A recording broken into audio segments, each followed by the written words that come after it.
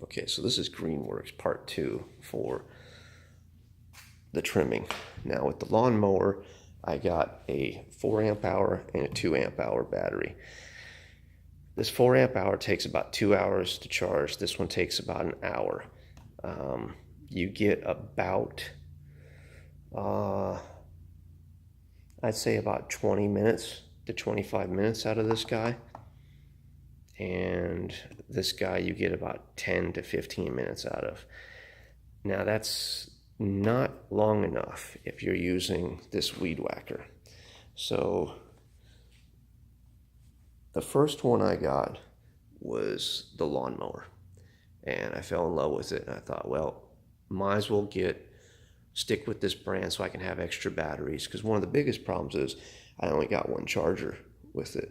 So for me to be able to charge it back up, I spent 3 hours. It'd be 2 hours on this guy and then 1 hour on this guy before I could go out and mow lawn again. That's not good. You know, how are you supposed to get the whole darn? And I'd have to do that 4 times, sometimes more than that if the grass was too tall in order to do my lot. So I needed more power. I needed more batteries, and I needed another charger, because if I had 2 chargers and 2 4 amp hour batteries, I could be back out there running for 40 to 50 minutes in 2 hours. That is much more doable. I can cut the lawn in 2 days if necessary, which is usually what happens. It takes me about 2-3 days. Excuse me. So I bought a Harbor Freight weed whacker. That thing was junk. Don't even waste your time on that. And then I got this bad boy. This is a professional weed whacker. And this head is removable, interchangeable. You can put other attachments on it. I don't know how those work yet. When I assembled this, I put blue Loctite on this stuff so it wouldn't come apart. I only used this thing one time, and it destroyed the weeds. This thing, it actually had so much torque and started to get caught up in things that it ended up flying right into my screen and tearing up my pool screen. Not that that's an issue. I've got to replace it anyway. I bought this one with another 4 amp hour battery and another charger. So now I've got 2 chargers, 2 4 amp hour batteries, and 1 2 amp hour battery. So what I was thinking I was going to do, but it never ever happened, was I was going to use both of these guys while mowing, and as soon as it was done mowing, put them on the charger. And one of the bad things about this being on the charger is that when these come off of the lawnmower, they're hot, and you go to stick them in here to start charging them, they say that they are fully charged. Not true. The problem is that the circuitry is too hot to accept a charge. They have to cool down. I put these on the charger, and I have a box fan in front of them blowing the heat off, and I wait, maybe 15 minutes or so before they get cool to the touch.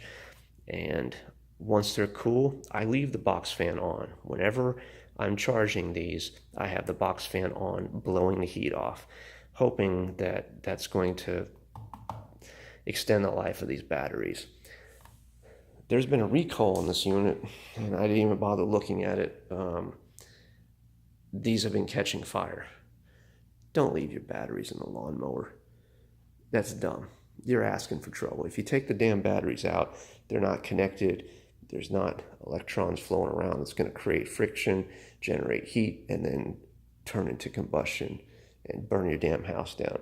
So always take the batteries out. Don't leave them in the chargers either.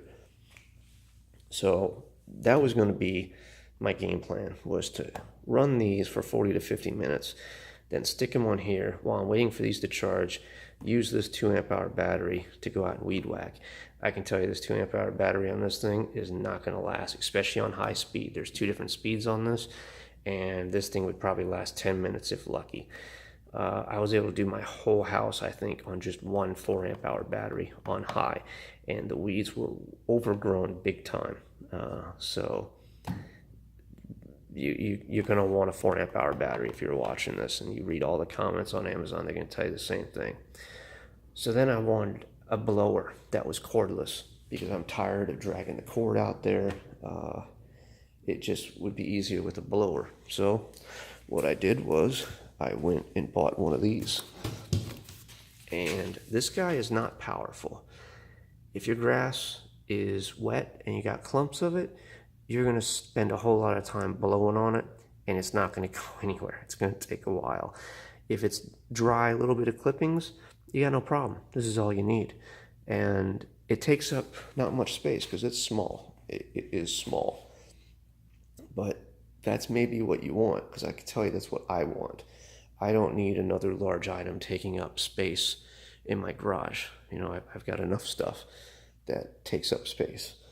And if this guy isn't powerful enough, I have my original Craftsman wet dry vac, and that guy is powerful, and he will blow anything away.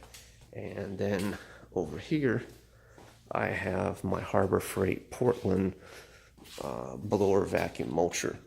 I imagine he's probably just about as powerful as the other guy. Those are corded, so if I need it, I've got it. Otherwise, I just use him.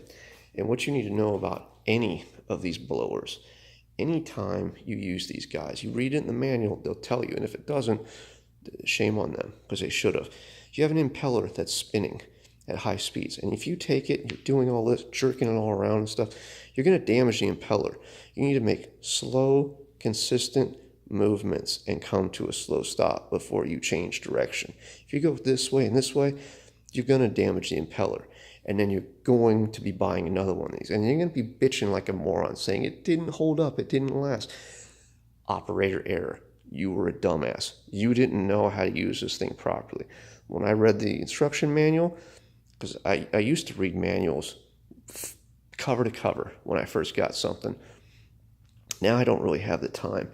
And I remember when I bought my Craftsman over here, the wet dry vac, it told me that you do not want to do that or it will damage the impeller. I never forgot it.